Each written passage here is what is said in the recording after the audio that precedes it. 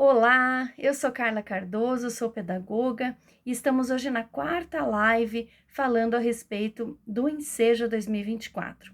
A prova acontece daqui 2 domingos, no próximo dia 25 de agosto, pela manhã e à tarde. Ela é dividida em blocos, 2 blocos pela manhã, 2 blocos à tarde, tanto no ensino fundamental quanto no ensino médio. No ensino fundamental, tem os blocos ali de língua portuguesa, língua estrangeira, arte, educação física, mais a redação. Tem matemática, história e geografia, e também o bloco de ciências naturais. Ciências naturais e matemática são blocos independentes. Você precisa acertar 30 questões em cada bloco, independente das matérias que estão ali. Então, no caso ali de arte, geografia, de história e geografia, por exemplo, você precisa acertar 30 questões, Desculpe, você precisa acertar 10 questões de 30, né? E no caso do bloco que tem a língua portuguesa, que tem a redação, você precisa também pontuar pelo menos 5 pontos na redação. É por isso que em todas as lives eu tenho trazido com ênfase, né? Algumas questões ali para você observar na hora de fazer a sua boa redação. Então, hoje nós estamos na quarta live e eu quero dizer, então, que no ensino médio, você vai ter os blocos de linguagens, códigos e suas tecnologias, mais a redação. Tem o bloco de matemática e suas tecnologias. Outro bloco de ciências humanas e suas tecnologias, que equivale ali a geografia, história, filosofia e sociologia. E o bloco de ciências da natureza e suas tecnologias, que é equivalente então a biologia, química e física. Então, lembrando que são blocos independentes, cada bloco também precisa acertar no mínimo 10 das 30 questões ali apresentadas, certo? Já falei bastante em todas as lives, eu tenho trazido os prováveis temas da redação, mas eu gostaria de mais uma vez colocar aqui, porque é importante que você leia pelo menos alguma matéria a respeito de cada tema que eu apresentei aqui. São 20 temas que eu pesquisei de dezembro até fevereiro, em concursos que caíram algum desses temas, em outras provas de Enem, do próprio Enseja. Então, é importante você ter mais ou menos aí uma leitura, né, básica, mínima, para você criar argumentos e realizar a tua redação. Dentro da redação, você vai ter 2 cadernos, um caderno de rascunho e o caderno principal, né?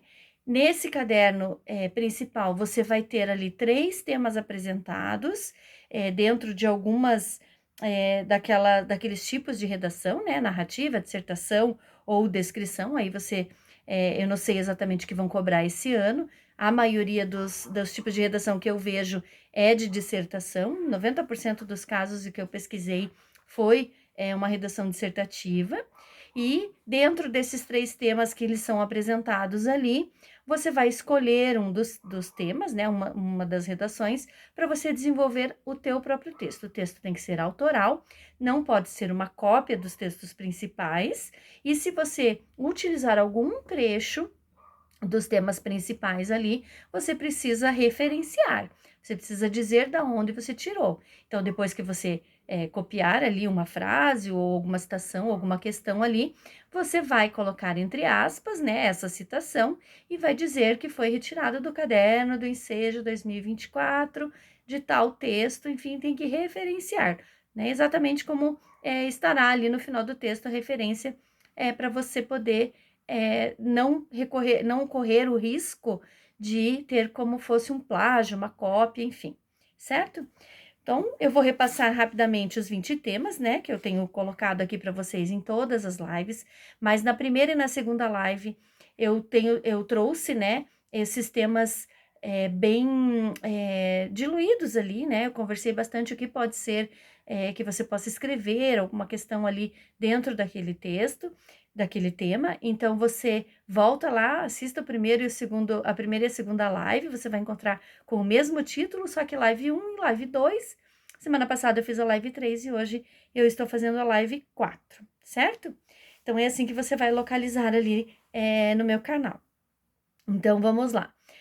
Os 20 temas, então, que eu pesquisei foram política, né, a questão de geopolítica Estados Unidos e China, energia sustentável, recursos naturais e clima. 3, privacidade na internet e uso de dados de usuários. 4, fim da emergência da Covid-19. 5, preparação para a fase idosa, desafios da longevidade. 6, empoderamento feminino. 7, tecnologias, pensando ali em ChatGPT, metaverso, uso excessivo dessas tecnologias. 8, mineração nas terras indígenas, questões indígenas. 9, abandono afetivo de idoso no Brasil. 10, adoção de crianças e adolescentes. 11, violência contra a mulher. 12, preconceito e racismo. 13, corrupção. 14, feminicídios. 15, sustentabilidade. 16, vacinação. 17, guerra em relação à questão da Rússia e da Ucrânia ali, né? 18, produção de alimento e fome. 19, educação, responsabilidade de todos. E 20, trabalho informal no Brasil.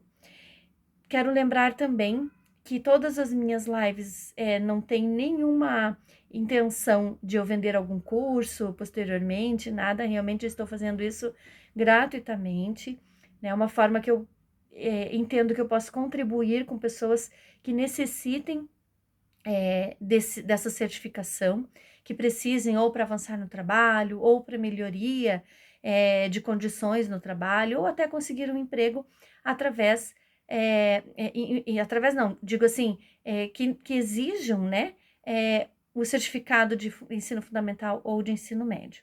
Se você vai fazer a prova para o ensino fundamental, você precisa ter no mínimo 15 anos, e se você vai fazer a prova para o ensino médio, no mínimo 18 anos. Isso tudo na inscrição já foi realizado ali, né, de acordo com a tua faixa etária. Mas eu quero lembrar que independente, né, se você já tem 18 anos, mas preferiu fazer o fundamental, você pode se inscrever numa educação de jovens e adultos e continuar os teus estudos através dessas aulas que acontecem nas instituições que ofertam educação de jovens e adultos aí no seu município, no seu estado, certo? Se vocês tiverem alguma dúvida, quiserem me deixar alguma pergunta, alguma questão, o chat fica aberto aí para a gente se comunicar. Até o dia da prova eu estarei respondendo várias questões, né? Se vocês precisarem de alguma informação para além daquilo que a gente trata aqui na live. E também, depois que passar, né, daqui um tempo, né, depois que passar o tempo da correção, enfim, dessas provas, eu quero que vocês voltem aqui no canal, em alguma das lives, e comentem se de alguma forma eu te ajudei, eu consegui esse objetivo que é, de fato, ajudar a contribuir com um pouco dos meus saberes, né, transmitindo aí para vocês, certo? Eu sou pedagoga há 27 anos, eu tenho bastante experiência em relação ao Enseja, a orientação para esse exame, né, para essas provas que acontecem. Já tivemos muitos sucessos de muitos adolescentes e adultos que realizaram a prova e hoje estão aí ou com o ensino fundamental concluído, já cursando o ensino médio dentro da faixa etária, ou até de adultos que hoje fazem faculdade depois que conseguiram a certificação do Enseja, né, através do exame do Enseja. Também eu pretendo fazer uma live para aqueles que foram aprovados, totalmente aprovados ou parcialmente aprovados, para dizer como é feito a solicitação dessa certificação. Você pode ter uma proficiência, né? Ou seja, uma certificação parcial de algumas matérias que você já passou, e aí se inscrever na educação de jovens e adultos da sua cidade em matérias que você precisa concluir, ou então ano que vem você faz novamente o Enseja, a inscrição geralmente abre em março, né? Então em 2025 ali você fica atenta às notícias, né, que aparecem tanto na internet como na mídia televisiva também. Então, para que você possa fazer a inscrição daí nas matérias que você não teve aprovação, caso seja a situação, né, que é o que eu não espero agora. Eu espero que você realize uma boa prova, que você tenha êxito, ok? Então, hoje eu vou dar continuidade ali nas questões de situações que vocês possam necessitar, né, para fazer a sua prova. Então, eu coloquei ali várias questões, né, para você escrever, né, várias dicas, né, para você escrever, né, tanto a introdução, o desenvolvimento, a conclusão, né, e aí eu trago algo bem importante que é em relação à vírgula, né. Sempre que você escrever alguma coisa que não, que você, porque no caderno de rascunho você pode rasurar, você pode riscar, pode, enfim, sublinhar, apagar, enfim, mas no caderno principal não. Então é importante que, caso você escreva alguma palavra errada já no caderno principal da redação, o que você deve fazer? Você deve perceber lá, por exemplo, eu coloquei casa com Z e casa com S.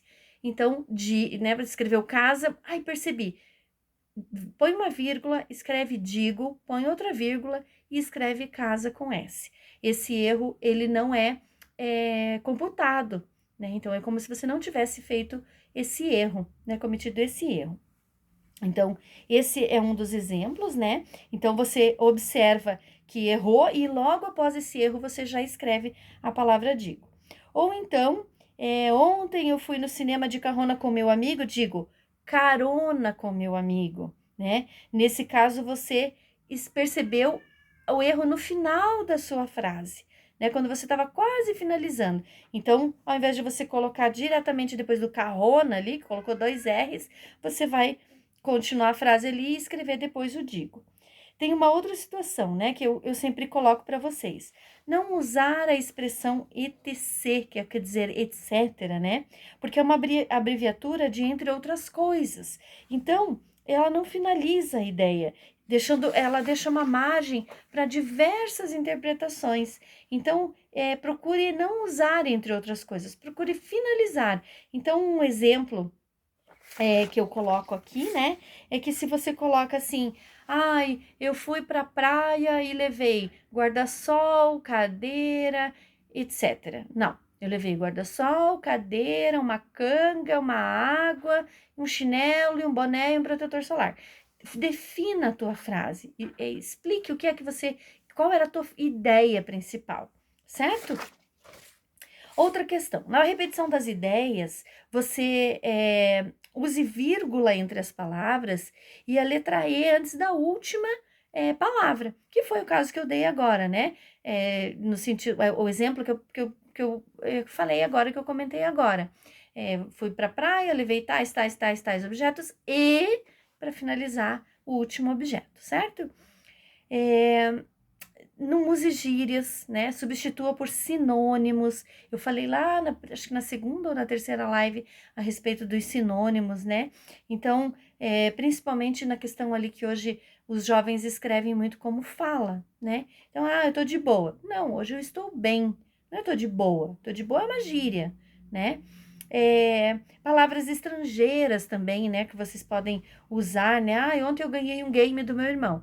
Não, ontem eu ganhei um game do meu irmão, mas esse game, quando você utilizar, que é uma palavra estrangeira, você coloca entre aspas, certo?